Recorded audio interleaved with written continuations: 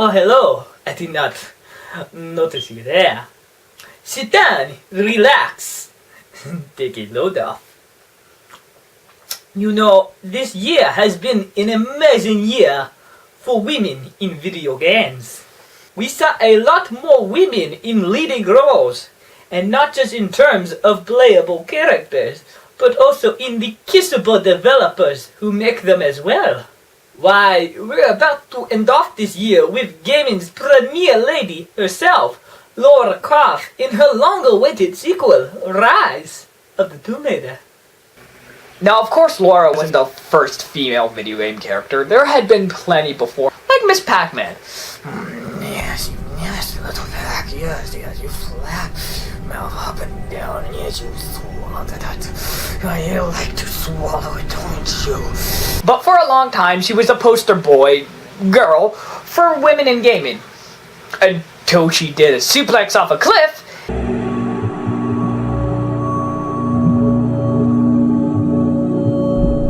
And they tried to bring her back with games like Tomb Raider Legends and Underworld, but even that wasn't enough.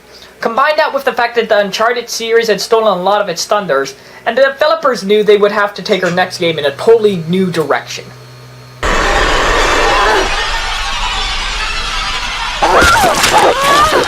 Holy ass crackers! Oh.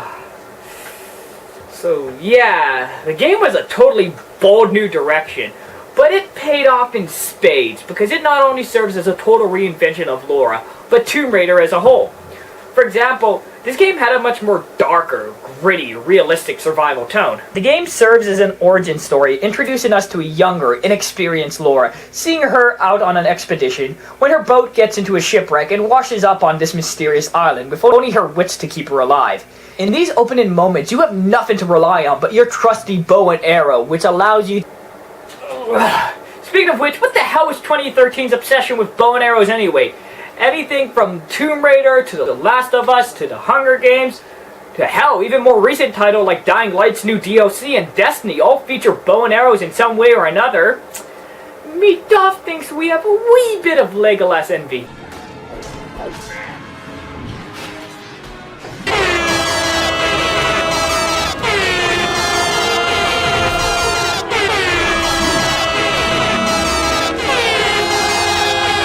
Because you're alone on this island, these opening moments are less about fighting bad guys or solving some ancient mystery, and much more about trying to stay alive.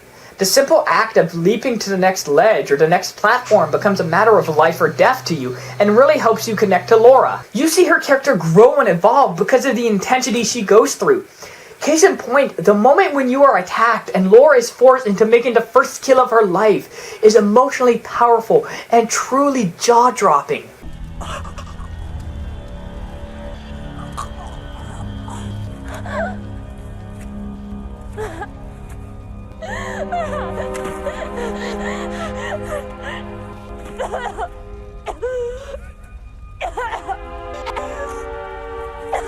Oh God!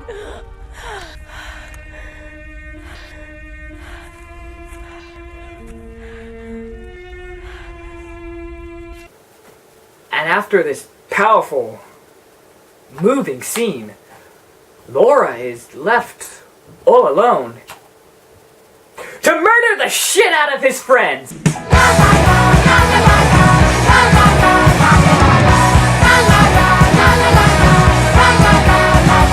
So yeah, unfortunately once you get your first gun and kill a couple bad guys, the game becomes less dire and less about survival and more about exploring this mysterious island and the psychotic men who live on it. Now, that's not to say the game loses its sense of survival overall, it just switches from a reactive to a proactive role. For example, throughout the world you can find little bits of scrap material, which you can use to upgrade Lara's weapons and her tools. And how do you find said material? With her totally original survival instinct! Every man and woman on this earth has in them a kind of intuition hidden deep away. Most never find it. Others, it takes years to tease out. But for a rare few, it comes as natural as breathing.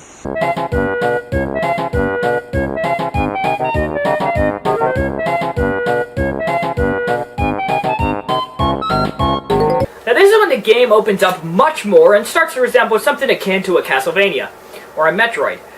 Now, it's not a true open world, but the play areas are quite big, and there's lots for you to explore and see, and lots of different tools and gadgets to help you reach new areas.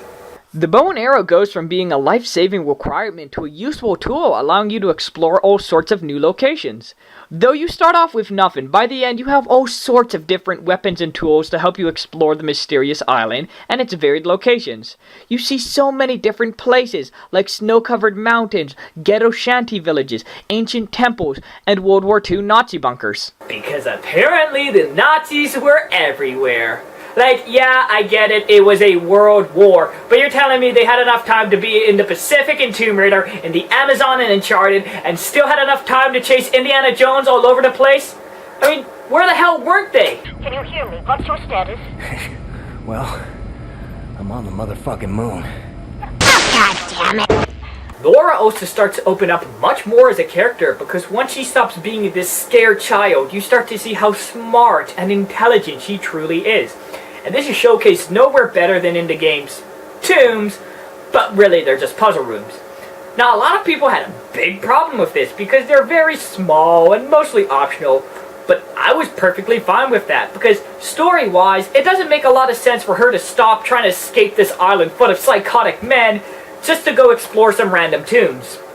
Great job, Laura. You got the radio signal going. We should have no problem getting help now. Yeah? Now, all you need to do is create a signal fire big enough that they can see and... OMG! Is that a 1492 ancient Roman Greco coin? Mine! Now, having collectible treasure isn't anything new, but something this game does over the Uncharted series is that the fact that every piece of treasure you collect, you can actually inspect. And on certain ones, if you look at it from the right angle or from the right point of view, Laura will actually comment about it and find some hidden clues. It's nothing major, but it's a small touch that goes to show how well-read and intelligent Laura truly is. But once you do get more confident and you get more guns, you finally have enough of their shit, so you grab all your weapons and you storm their base, try to get your friends back, and yeah! The almighty uterus! Almighty uterus! Yeah, god damn it, I love this scene, it just pumps me up so much. No man can keep me down. Alright, what's next? We'd be able to lift more smoothly with some kind of block and tackle. Right. Should be able to fashion one from some pulleys. So, yeah. The game has this really awesome pace where it keeps building and building and leads up to you storming their base and setting it on fire. And it reaches this awesome crescendo. And then there's still another quarter of the game left. And by no means is the rest of the game bad. It's just... okay. More exploring, more survival stuff. But it does lead to you finally discovering the dark secret of the island. The boat's fixed now. We should get help. I bet they thought that too. Look, you were right about Whitman, You've but... seen the storms. They target any craft that comes near. There were scientists here during World War II, and they believed the storms were controlled by something in a ritual chamber near the monastery. Look, I don't have all the answers, but Sam being taken, I know it's linked. And if we try to leave here without understanding why, then we'll all die. Huh. I mean, yeah, that's cool, I guess, but I don't know.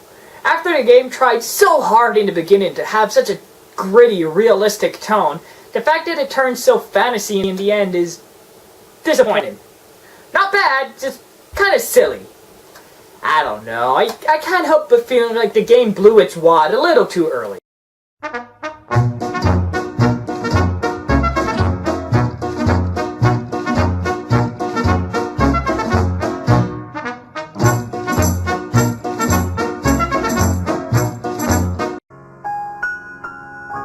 Still, the game is an utter blast to play and just oozes personality.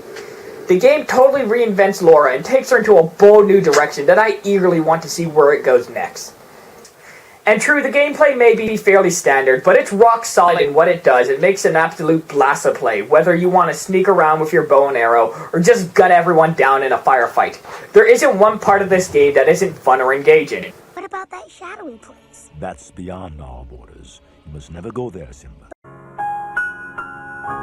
So while it sucks that because I'm a PlayStation gamer, I have to wait a year for what is looking to be an amazing follow-up, I'm totally fine with that. Because even just talking about it and thinking about it now still fills me with so much joy and so many great memories.